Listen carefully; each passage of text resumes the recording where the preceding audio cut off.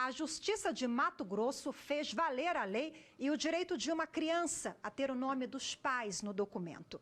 Ele se negou a fazer o teste de DNA e foi declarado pai por presunção de paternidade.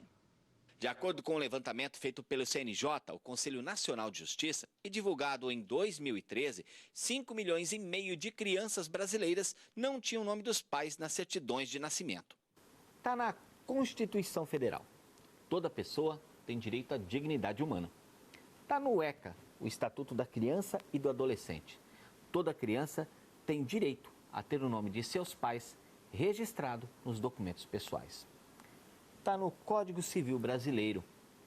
Toda pessoa tem o direito de saber suas origens, quem são seus pais, seus antepassados. Mas o que fazer quando um homem recusa a reconhecer a paternidade do próprio filho? A justiça é a guardiã das leis e do direito. E com essa premissa, o Poder Judiciário de Mato Grosso assegurou a presunção de paternidade, a partir do momento que o genitor se recusou a fazer o exame de DNA.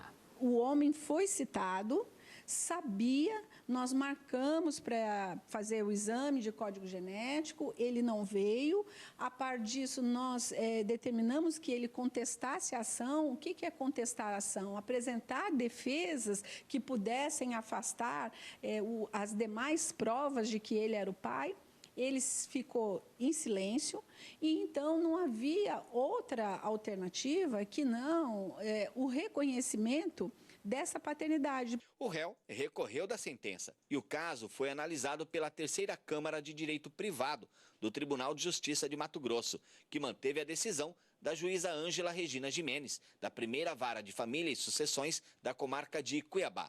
O relator, desembargador José Zuquim, fundamentou seu voto citando o artigo 231 do Código Civil Brasileiro. Quando a gente diz que a investigação de paternidade ela está ligada ao macro princípio da dignidade da pessoa humana, a gente quer falar dessa proteção maior, esse melhor interesse das crianças e dos jovens de serem protegidos e de terem garantidas todas as áreas da sua vida. É na família que nós nos humanizamos e por isso que é muito importante que a gente sempre vá em busca de todos os responsáveis pela nossa existência.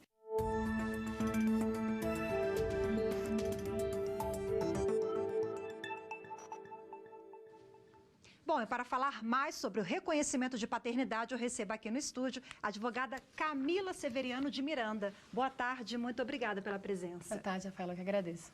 Camila, eu queria que você explicasse para a gente como funciona esse processo de investigação de paternidade, como é que é o passo a passo, quem pode pedir? Então, o reconhecimento da paternidade, ele pode ser feito amigavelmente entre as partes, né, caso o pai concorde, e é feito diretamente no cartório extrajudicial. Inclusive, ele não precisa nem de ser no cartório onde a pessoa foi registrada. Qualquer outro cartório de registro de pessoa civil, comparecendo o pai e a pessoa, ele pode fazer o registro. Caso seja menor de 18 anos, é obrigatório o comparecimento da genitora. Senão, pode ser o próprio filho mesmo. Esse suposto pai é obrigado a fazer o exame de DNA? Não, ele não é obrigado. Só que hoje tem uma súmula do STJ que ela diz que quando o pai não faz, ele se recusa a fazer esse exame de DNA, ele é considerado genitor por presunção, né? Tem a presunção de paternidade. Nesse caso, a gente tem que utilizar outras provas. Então, vão ser utilizadas as testemunhas, fotos, provas de que no período da gestação, né, o pai tinha relação com a mãe. Existe um limite de tempo para que esse filho entre com essa investigação de paternidade? Não. A ação de investigação de paternidade, quando o pai não concorda e não é possível ser feita em cartório, ela pode ser feita a qualquer tempo, inclusive após o falecimento do genitor. Né? E nesse caso de falecimento do genitor, é importante a gente dizer que o exame biológico ele pode ser feito com os irmãos, supostos irmãos ou supostos avós. Em último caso, também é possível a exumação do corpo, mas por ser um processo muito doloroso, especialmente sentimentalmente, nesse caso a gente deixa para realmente a última possibilidade. Esse filho pode usar o sobrenome do pai mesmo sem a vontade desse pai? Sim, é um dos direitos do filho, né? É importante a gente frisar que o filho que ele é reconhecido posteriormente, tanto judicial quanto amigavelmente em cartório, ele tem os mesmos direitos do filho biológico, né? Filho do mesmo pai e da mesma mãe. Então, ele tem direito a alimentos, ele tem direito à herança, ele tem direito, inclusive, à utilização do sobrenome do pai. E, em contrapartida, o pai ele tem direito de ter a convivência com o filho, né, independente de autorização da genitora. Se essa paternidade foi concluída depois, a investigação após a morte desse pai, a herança já foi feita, a partilha, como é que funciona? Há uma revisão? Nesse caso, há uma revisão e a ação ela tem que ser ajuizada contra os herdeiros, não pode ser contra o espólio. É um erro muito comum. Normalmente, ajuiza-se contra o espólio e esse processo ele não pode prosseguir porque tem um erro formal. Falando em paternidade afetiva e biológica, esse filho pode ter na certidão essas duas paternidades? Sim. Do mesmo modo que a paternidade biológica que falamos até o momento, a gente pode tratar da paternidade socioafetiva. Então, ela pode ser reconhecida em cartório também, desde que seja maior de 12 anos. Ela pode ser reconhecida judicialmente, pode ter uma ação judicial, inclusive pós-morte, não tem nenhum problema. E o filho socioafetivo, ele também tem os mesmos direitos de um filho biológico, o que é importantíssimo a gente frisar. Já temos casos, inclusive, no Brasil, de reconhecimento de 3 genitores. O genitor registral, que foi quem registrou na época achando que era pai, o biológico foi descoberto depois, e o socioafetivo, que apareceu já na adolescência dessa criança. Então, foi um caso muito interessante e inovador. Voltando um pouquinho do direito sucessório, esse pai pode excluir o filho de um testamento, esse filho que foi descoberto depois, ou os filhos, existe essa prerrogativa?